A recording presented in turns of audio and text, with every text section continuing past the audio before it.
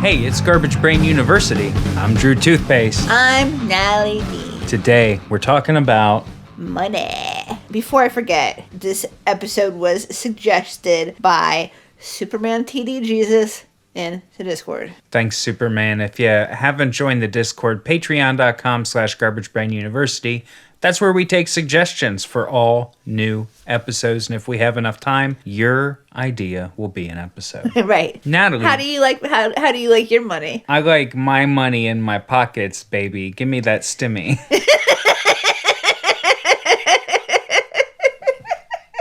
I like to use money orders, cashier's checks, I haven't done that in such a long time. traveler's checks with the QUE. Oh, yeah. Oh, you Canadian now? Yes, bitch. Remember how they don't even cuss up there? Yeah, I told this story about how everyone in Canada looked at me when I said "God damn it" outside one time.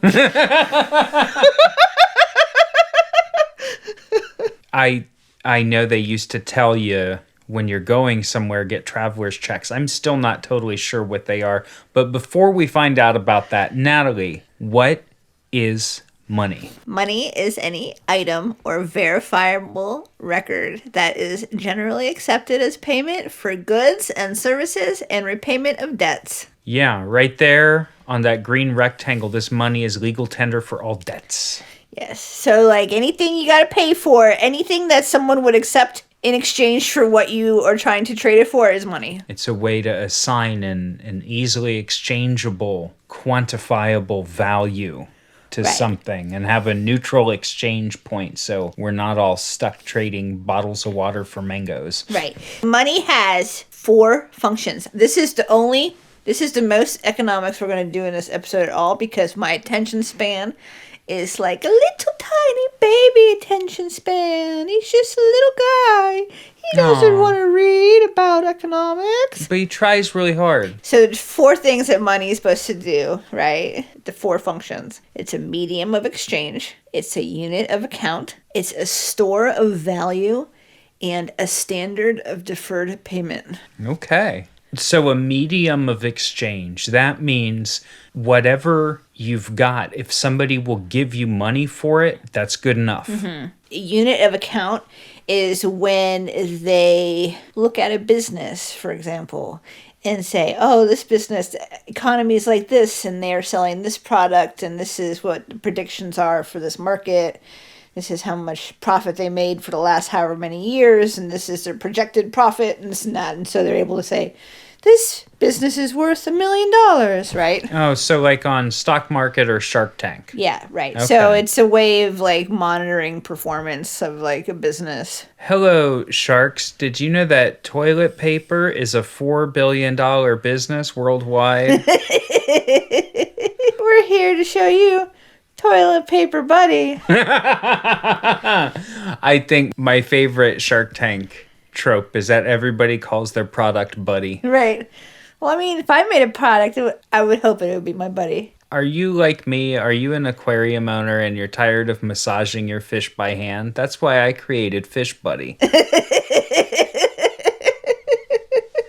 So what's the next one?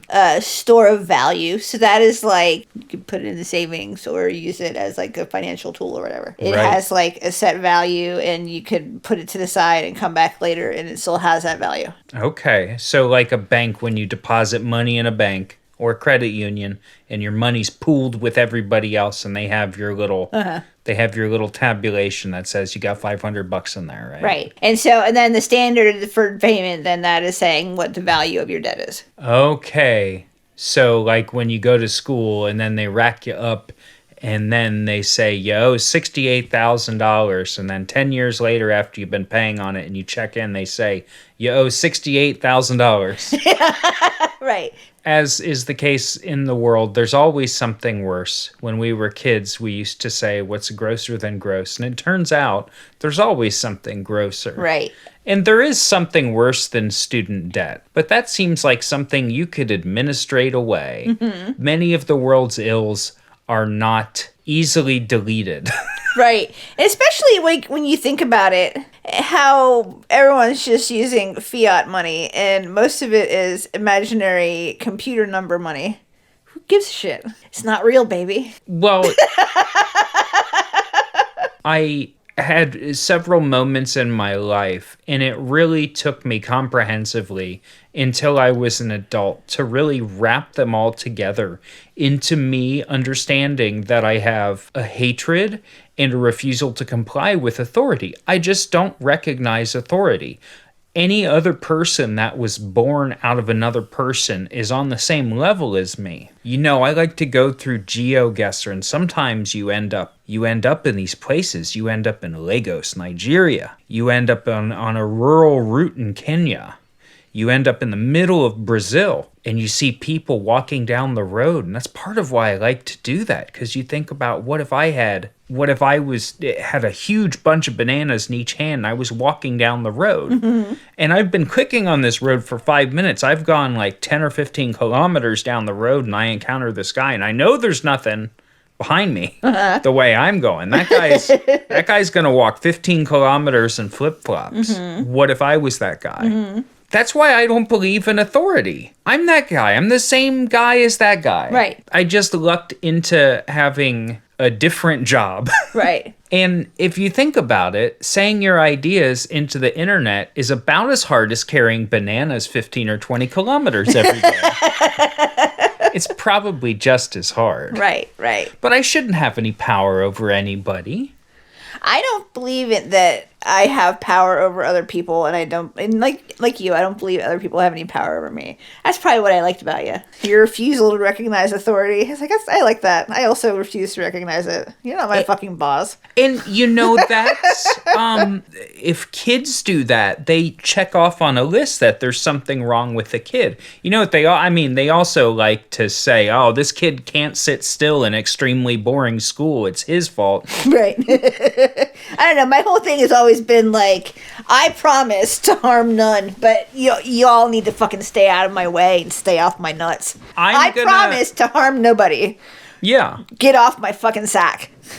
Oh yeah, I'm gonna do what I want to do, and generally what I want to do is like positive stuff. Right. I want to have a good time.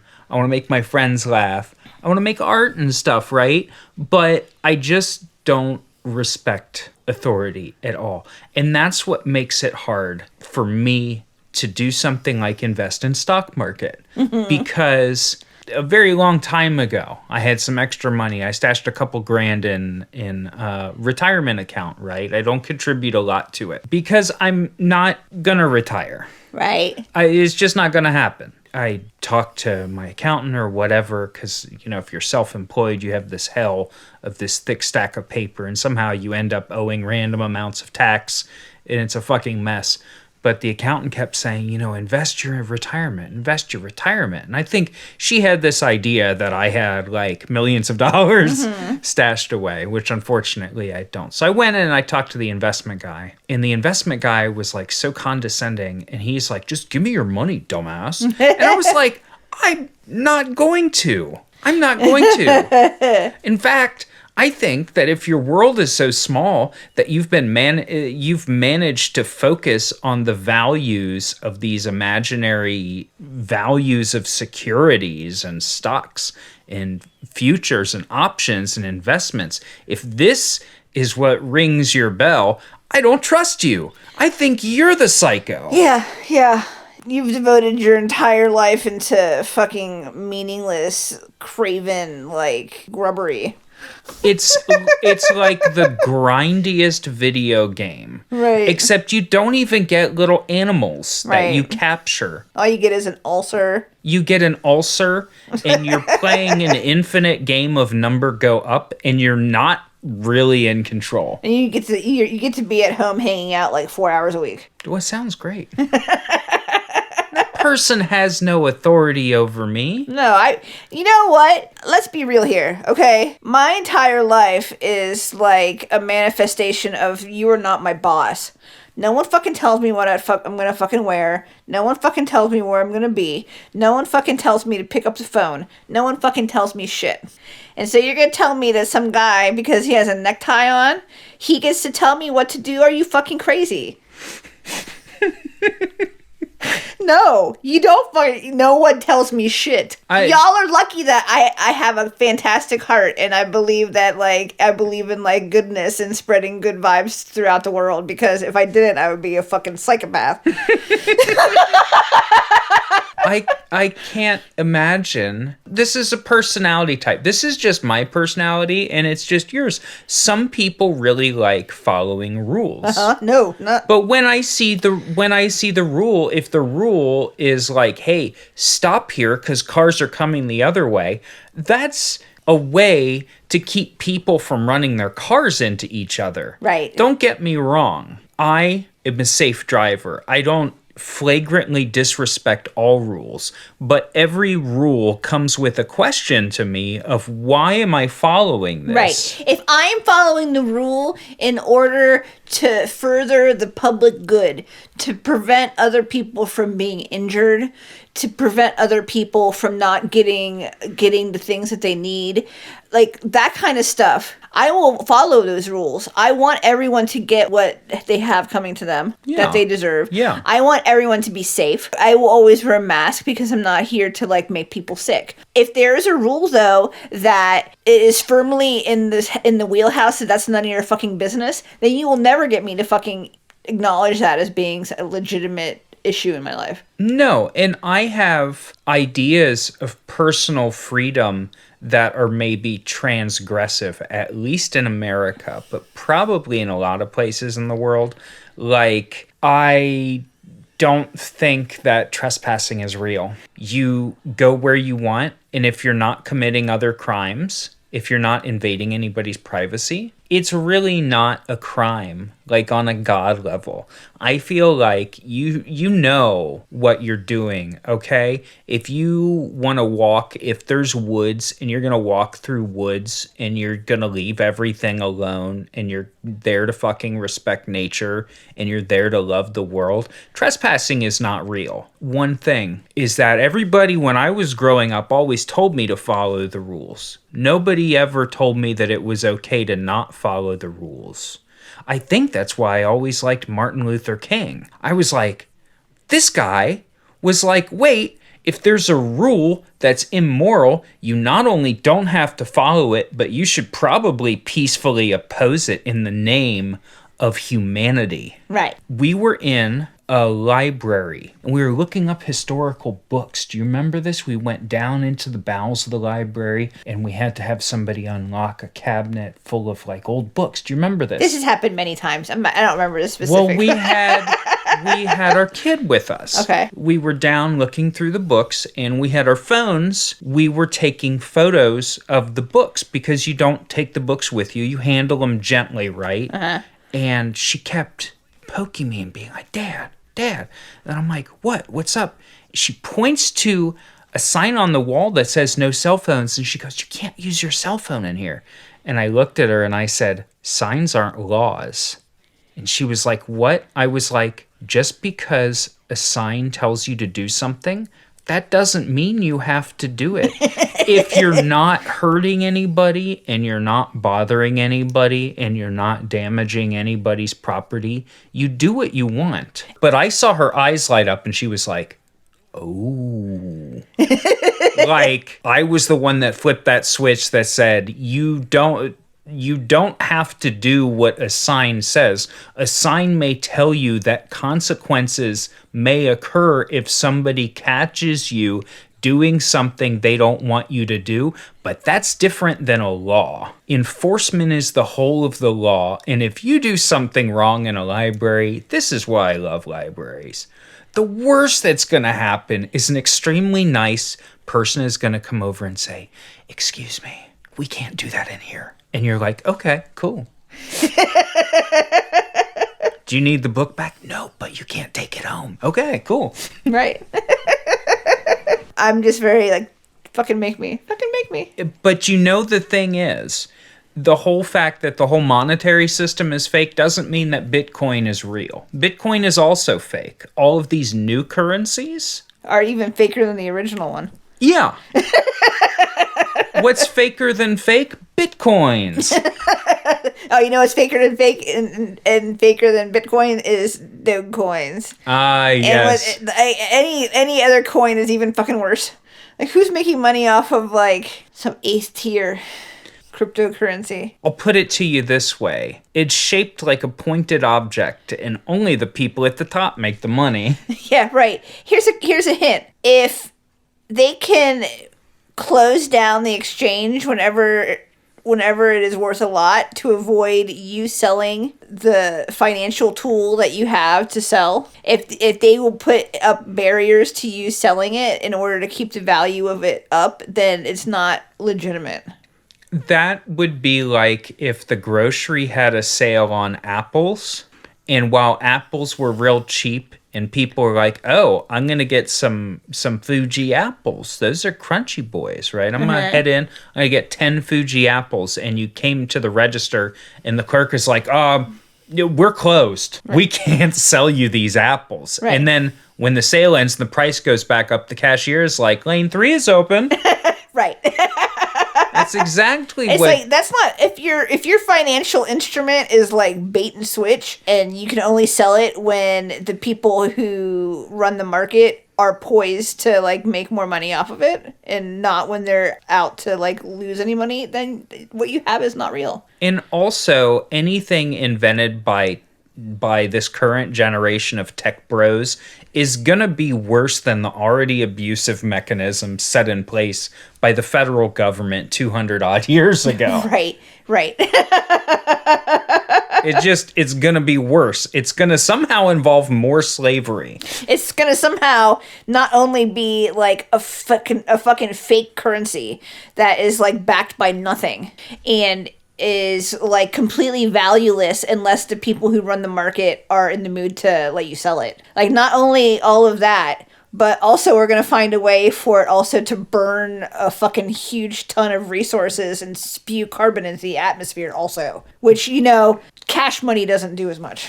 Yeah, the last time I checked, the entire processing capacity of Bitcoin used more power than the country of Denmark. Which is most of the people in Denmark have electricity. Right. Money did exist before Bitcoin. Money in a country usually will consist of coins and banknotes. Then people will also have like banks with checking accounts and savings accounts and all that kind of shit, right? And the majority of the money that gets used in developed countries is called bank money, which is just like only transferring records back and forth. It is all just on computers. So they just click it over and say that somebody else owns this money now? Uh-huh. It's just a big computer program that's just transferring Mario points back and forth. Like, I have 5 points, now you have 7 points, and you gave me 3 points, now I have 8 points, and you have 4 points. Well, the original idea was that we had a whole bunch of gold locked up in Fort Knox. Uh-huh. Right? That was and Fort Knox is just down in Kentucky. Yeah, that's where I keep my gold. Yeah, it would be. That's the nation's store of gold. As far as we know, there's probably, it may be gone. There's conspiracies. A lot of that leaks into like right-wingy stuff, and they say all kinds of crazy shit about it. But what is true is that the nation is no longer tied to a standard of value. But most nations aren't. Right. Most nations just have currency, and the money, the nation has their own money.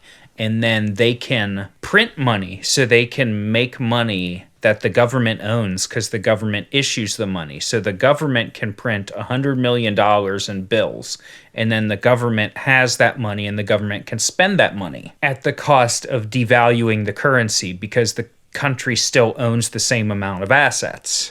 So when they talk about printing money, that's essentially what they mean. Yeah. And the country's been off of the gold standard for, I couldn't tell you how long. Since the 70s. We're going to talk about that in a minute. So when did people start having money? They first started bartering probably 100,000 years ago. But when people were bartering, it was not like an economy. The only time people would actually barter is if they were exchanging things with strangers or if it was somebody that they didn't like. Okay.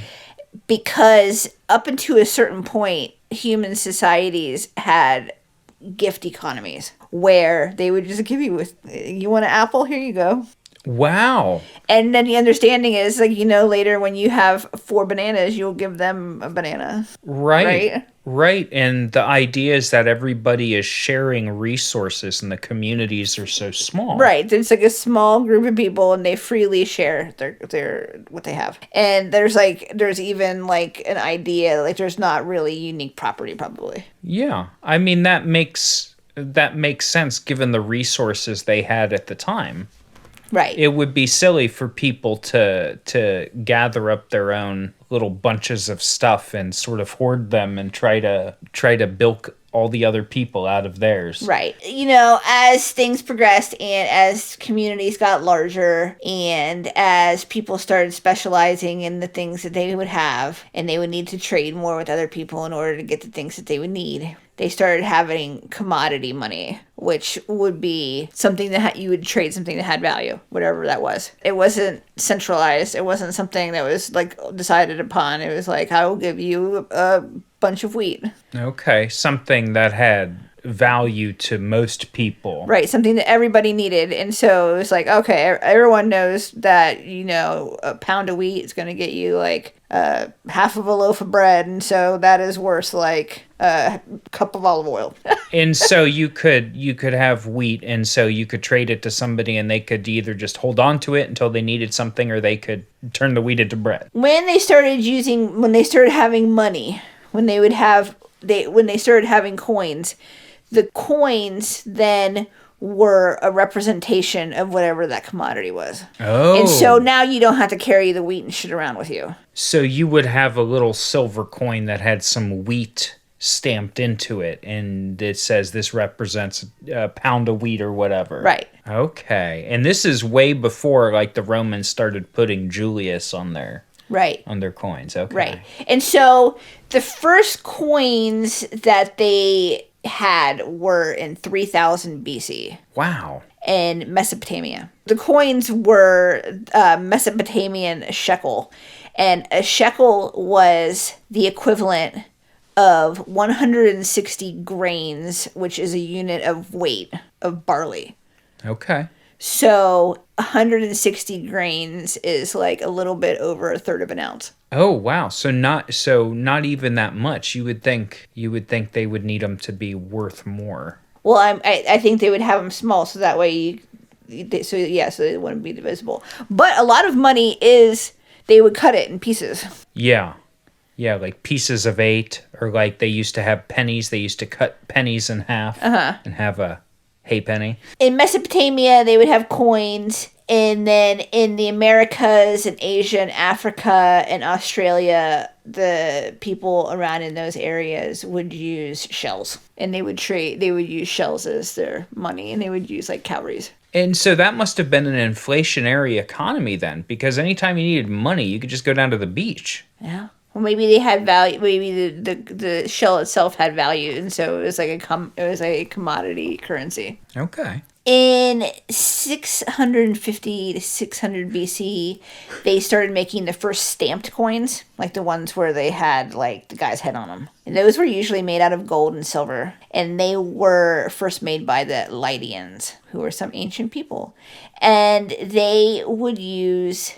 Obviously, with that, the gold and the silver of the coin is the value of it. Mm-hmm. Right. And you would then put it in the bank, and they would give you the receipts showing that you had put the gold or silver coins into the bank.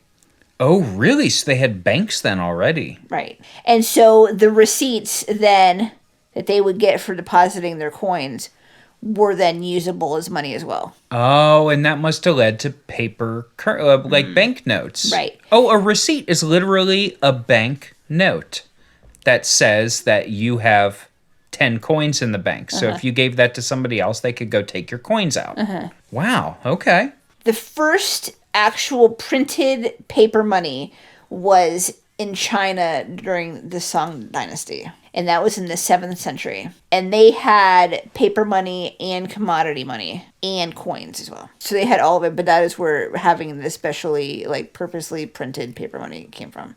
Instead of just having a receipt that says this is worth this much, signed me. Right. The banknote makes a lot of sense. I never understood that was like where it came from, and that explains why the Secretary of the Treasury signs our bills. And there was a Secretary of the Treasury. God, was he under Obama? His name was Jack Lew, Lew. And his signature is the most foolish thing I've ever seen. And I'm a person who does not have a beautiful boomer signature. My parents both had beautiful cursive signatures because they were trained to write in cursive and they were forced to write in cursive. And they were told growing up, and it was true for them, that you have to have beautiful handwriting and a beautiful signature to be respected and to be able to communicate, to write people letters on paper. And we were told, of course, growing up, your cursive writing has to be nice, and you have very nice cursive writing, Natalie. My signature, I have come to devolve my signature so it has a specific form, but it's not representative of my name. Jack Lew took this several steps further, and his signature literally looks like if you're trying to get your pen started and you just make a series of loops on paper. You can look it up if you want. It's JACKLEW. Oh, it looks so dumb. It almost kind of looks like he's trying to draw a little tiny tornado. For comparison, a previous treasurer person was Mary Ellen Withrow, who was from where I was from, in Marion, Ohio. And her signature was beautiful. She has a very nice, classic, Gorgeous. 20th century cursive writing signature. Yeah, very nice. And gorgeous. Doesn't look out of place at all. Looks like someone had $1 and met her and made her sign it. Yeah, because there's her signature bigger on a different place in the dollar. That's funny. Wow. Oh shit though, if I met her, I would have her sign my dollar, Yeah, right? Right. Because she's going to do a good job. I like it how it just looks like the same signature, only bigger and a different spot. And so it looks like the remix.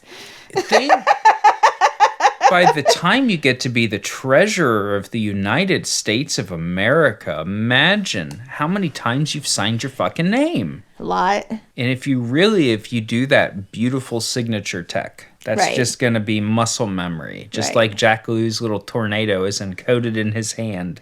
He doesn't even have to think about it. And you know what? If you're going to be the Secretary of the Treasury of the whole entire fucking America, like if you're into that shit, like you would be like, I'm the fucking best at being the nerd about money. I'm the fucking best at this money shit. Oh my god, I'm the fucking best. Wouldn't you want to make sure that people could read your name on that dollar bill? You'd be fucking I would be making sure that you goddamn sure you could fucking read my name on that dollar bill, because I'm on the dollar bill, bitch. If you move all the way through the bureaucracy to the top of that system, you would think you'd have to be so far up your own ass that you would cultivate that as a sort of American psycho type thing. Like my signature. I'm on the dollar. I'm like George Washington, bitch. That's what I would be like. I've been a fucking penny pusher, quarter counter for my entire fucking life. Fucking adding up all these imaginary numbers for people with their fucking money. And all I've been doing is this stupid math shit for my whole life on some fucking dumb shit. Just because I wanted to be the best at counting beans. And here I am. I'm on the fucking dollar. And you are going to fucking read my name. If you get all the way to the top of the pyramid and then you are the eye in the pyramid. Right. And you accept this. It's insulting to me how he would sign it like that. Having no sense of like appreciating your success. Where are you going to go from here that this is not where you're going to celebrate yourself? I would say that if my signature was ever visible, it's only ever maybe briefly visible to the person at the grocery when I signed the little thing. Did you draw like a bunch of cats on there once? I went through a time for a year or so when I would just write different stuff and I would draw pictures and stuff. And it never seemed to affect anything. But after a certain point, it's just, I think I did it and I thought something would happen and nothing ever did. And so I quit doing that. But I'll tell you what the cats is from. There was a guy online who went around, and whenever there was a signature pad on something, he would draw little cats. And he put it on his, I think he put it on his driver's license. They said, sign it. And he thought he would do that. Like, I never do that shit. I always play it straight with the government. They always get so pissy about everything, right? Right. You know, go trespass. If there's a field and there's nobody in the field and you're not going to break anything, go trespass. If you're going to end up on a list, do it for something good. Yeah, exactly. It's like my dad always told me. He said, you know, Drew, you never go into a store and fucking steal something that's $2. If you're gonna commit theft, just save it. Just steal something gigantic once. Font of wisdom. So you don't fuck around on your driver's license, okay? It's a fucking database. Right. They send this shit to the airlines. Anyway, so what happened was he would always do this funny little thing. He would draw cats. And then it came time for him to buy a house. And him and his partner were going through all the paperwork and sitting down with the realtor and everything. And they said, you know, get out your driver's license, because mortgage contract is like, apart from student loans, it's like the most serious thing most people ever encounter in their financial life. He gets out his driver's license and he starts to sign. He signs one of the forms, like whatever his name is. And the realtor and whoever else is like, okay, stop. They're like, your signature on your driver's license is 3 cats. So on every single one of these forms, you have to draw 3 cats. And he did. And he sat there for an hour and his fucking hand was cramping up and he had to draw cats on everything. That's because it had to match his driver's license. Right, yeah. Right. Yeah. And so don't recognize authority, but don't let opposition to authority consume more of your time than it should. Cultivating a life where you do not recognize authority does not mean that you have to defy it all the time. My refusal to recognize authority means that not only can you not tell me what to do, but you get absolutely zero real estate in my head. Yeah. I do not think about you. I do not worry about you. To me, you do not exist. It's not that I'm out to get you, authority. It's like, you don't exist to me. You are nothing to me. Oh, I was just talking about this a couple days ago with a few people, and they were talking about, oh, work says this, or you have to do this. And this was another step in my dealings with authority, is that I remember when I was in school and they would have mandatory pep rallies. Yeah, no. Yeah. And, you know, I went to them as a matter of course. Who's got pep? We've got pep. You have to go to them, right? It's Right. just where you go. Yeah. Where else are you going to go? And one day I was like, whoa, there's no attendance. There's no attendance out of There's no cameras. Students weren't being scanned. I'm sure these days your microchip inside of your school ID has to be beeped through, and then they track you in, they lock the doors, and they go through everybody's transparent backpacks and pull their lip smackers out to punish them. Right. You've been found guilty of the crime of being a child in institutionalized America. So I realized, because it was the 90s, I realized that did not have to go. I would always just go in the bathroom and wait, and then I just go walk around, or I bum around the school. And one day I remember I asked the computer teacher, I was like, I'm going to skip the pep rally. Can I stay in here? He's like, I didn't see you.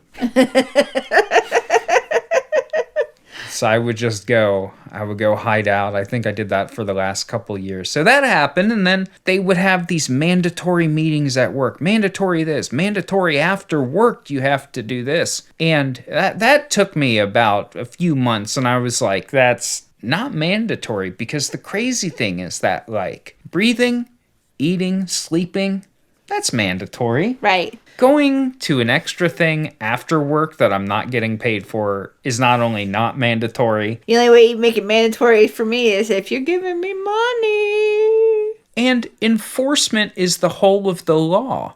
If there's no repercussions for me not doing something mandatory, you cannot in good conscience argue that it's mandatory to begin with. Right.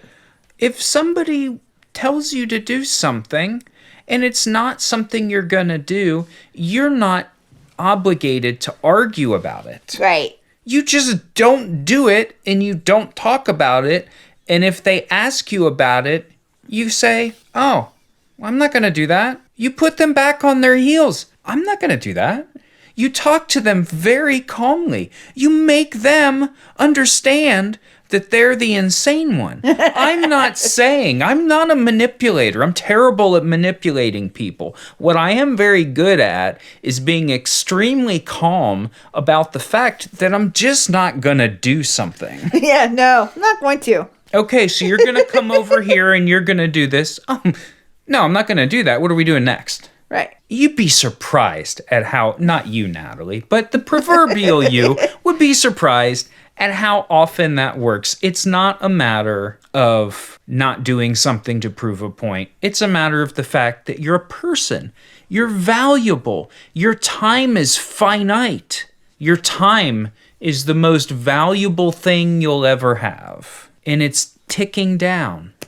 It's ticking down. It's valuable. You own it. Nobody else is obligated to that. Dr. King would agree with me, I think. Probably.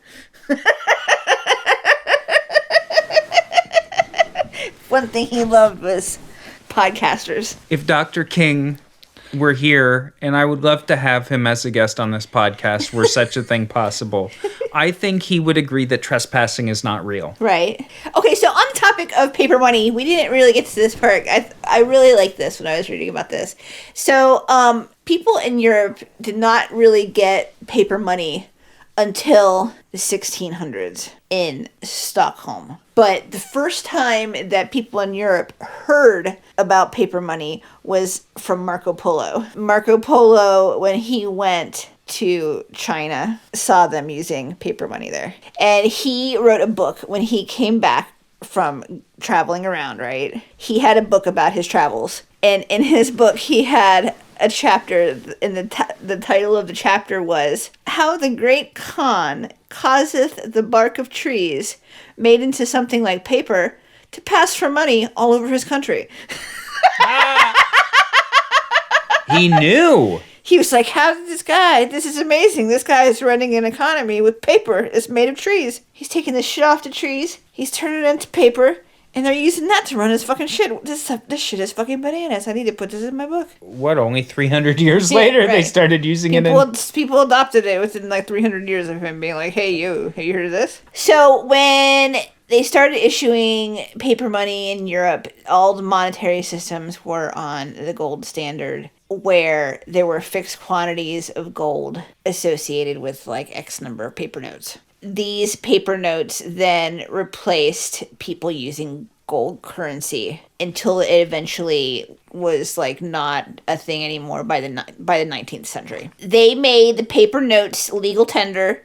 They made it so they were very much discouraging people from trading their money in for the gold. They're like, we're going to keep the gold, just use the money, right? Yup, uh-huh. And by the beginning of the 20th century, almost all of the countries in the world were set on a gold standard where their legal tender was backed by a fixed amount of gold. World War II happened, and they had something called the Bretton Woods Conference, where all of these countries got together to discuss like financial shit after World War II. And at the Bretton Woods Conference, most of the different countries that were there all decided that they were going to tie their currency to the US dollar instead of the gold standard. And then the US dollar was gold standard. Okay. And so they staked their currency on us, and we were on gold. And then in 1971, the US government suspended the convertibility of US currency to gold. And so they took us off the gold standard in 1971, which then took the whole world off the gold standard. So you have to ask yourself, why did they do that? Because they wanted to print money, baby. They own the gold.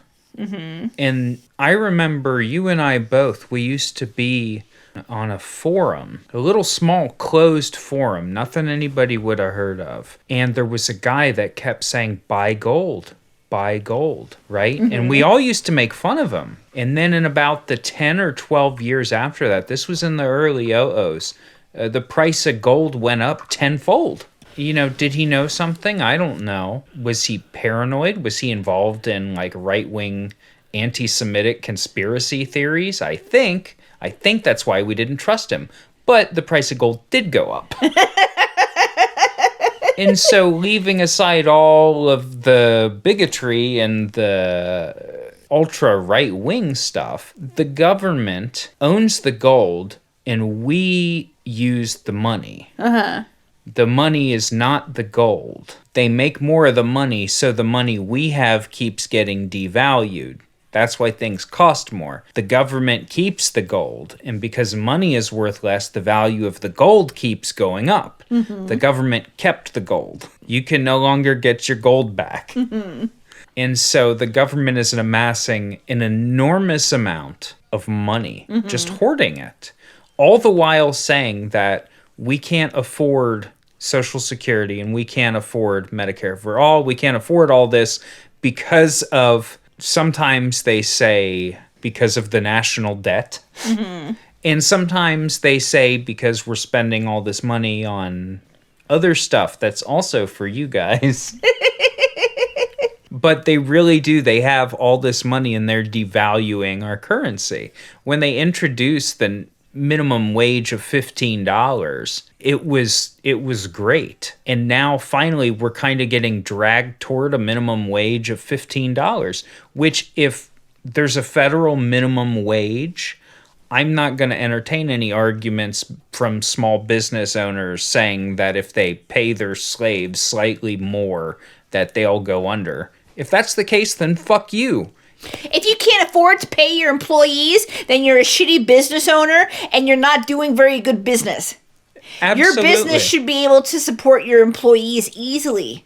If it can't, then your business is not doing that well. It doesn't bode well for your business. You just tuck in right now before you start taking a loss. The thing is, when they introduced minimum wage $15, and I think Seattle, maybe some other locales have picked it up in the meantime, which is necessary because the cost of living out there is so high. If they pick up a federal minimum wage of $15 in 2021, it will be the equivalent of less than $12 at the time that it was introduced. What we need right now in 2021, we need a minimum wage of like $24. Right. That would be something where if I had a job and I made $24 an hour, I'd be like, all right, that's more than I've ever made at a job. Right. I got friends around who work at jobs. They don't make $24 an hour at their job. Right. And so let's get that. Let's use that as a starting point. The reality of it is, if you're going to pay my buddy $24 an hour to work in his job, I got a buddy, he's making less than that. I know this because he was just telling me like 2 days ago how much he makes at his job. You don't pay him in gold. You pay him in the fake money you make up. You pay him in the fake money, and then you tell him he can't have health insurance. It's no skin off your ass, dude. Right. It's all part of the plan to suppress people. It suppresses you mentally. It suppresses you psychically. It suppresses you emotionally. And it makes it so you are not able to, be a fully actualized person. Because if you are fully actualized and if you are truly free, it would be a threat to them. What would you do if you spent 0% of your time thinking about money, worrying about money, managing money, transferring money, trying to accumulate it, spending it, trying to save it? Who amongst us has not gone and made a special trip to the store because something at the store was cheaper than it usually is? That's like the main reason you go to the store, not on a normal grocery day or something, right? Think of all the time you would have. What could you do? You could develop yourself. You could develop your energy. You could put time into meditating and doing something positive for yourself, for your friends and family. What does the government fear more than anything? They fear us not being tied to the global financial system. The solution to that is not Bitcoin. Right. Because it is not a more obtuse and inscrutable and exclusive and exclusionary financial system. Yeah, exactly. And the thing is that if somebody tries to sell you something as being an alternative to the global financial slavery we're all taking part in, then, the operative word is sell. You're being asked to buy into something with your made-up money that's not worth any gold.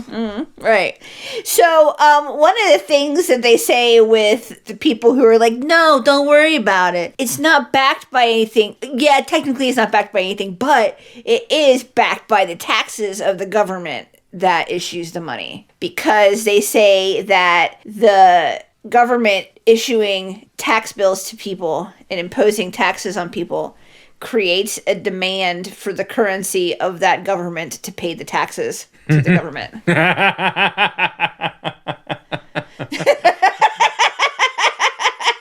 That's good. That explanation came straight from the top. That's a good one. You want to know a good tax fact? Yeah. You only pay into Social Security and Medicare up to the first $110,000 of your income. The last time I checked, it was a hair over 15%. Uh-huh. If you have a job, your employer pays half. If you're self-employed, you pay all that. Mm-hmm. So me and you being self-employed people, whatever we pay in income tax, we pay 15%, 15.6% on top of that. Mm-hmm. And that ends at $110,000. When you make over $110,000, your segment of money you make past that, you don't pay Social Security and Medicare on top of that. If you make $1 million, you pay 15.6% of the 110,000. If you make $10 million, you pay that same small percentage. All of the tax money that the government has taken, and this is retreading common arguments that people have, but it's worth mentioning, it is a way to keep me and you in line. Right. People who are part of the 1% or the 0.1%, etc., are not even being fucking taxed in the same way we are. We are paying immensely more tax to the fucking government. Right. For the privilege of being taxed. By paying tax, that makes the money more real. That's great. I have not heard that one before. Brother, if that works on people, if you give me 2 hot dogs, that proves that the first one's real. I'm going to start doing that. I'm going to do that with everything. So what did you learn about money? It's worse than I thought. It's awful. If you really think about it for an extended period of time, it's worse than you even thought. Mm-hmm. It consumes so much of your time and energy. Having to have the money, being terrified of what will happen if you run out of money, having to try to arrange your entire social life, all of your relationships to exclude the presence of money. Mm-hmm. Don't ever talk about money. Yeah, lest the demon of the financial system corrupt your relationships with your friends, family, peers, acquaintances, and coworkers. It sure would be nice if everyone would just share, and then we wouldn't have to worry about any of this shit. That's my solution to money. Think about it. It's a great solution. If we can find a way to do it, we'll do it. If there's one place where you're guaranteed to get your fair share, Natalie. Harlem Township. Free money. Freedom from money. Oh. It's the first community formed around the exculpation. Right. Of the big green dollar. Hazel Technologies is another one of our sponsors, and they offer products to keep your fruit and vegetables fresh from the horrible reality of the financial market. Whether you're in debt or you're in a financial surplus, you're going to want to keep those veggies fresh. Hazel Technologies is going to do it for you. And last but not least, our newest sponsor, Corey Grella. She loves money. She loves money so much. I asked her, what are you representing? What are you trying to sell? Why are you sponsoring us? And she told me what her job was, and she said, don't mention it. So okay. We may never know. Thanks again to all of our sponsors, and of course, everybody who's subscribed. You're keeping it going. Chat about this episode in the Discord. Leave us suggestions for new episodes. Swing through, play our community games.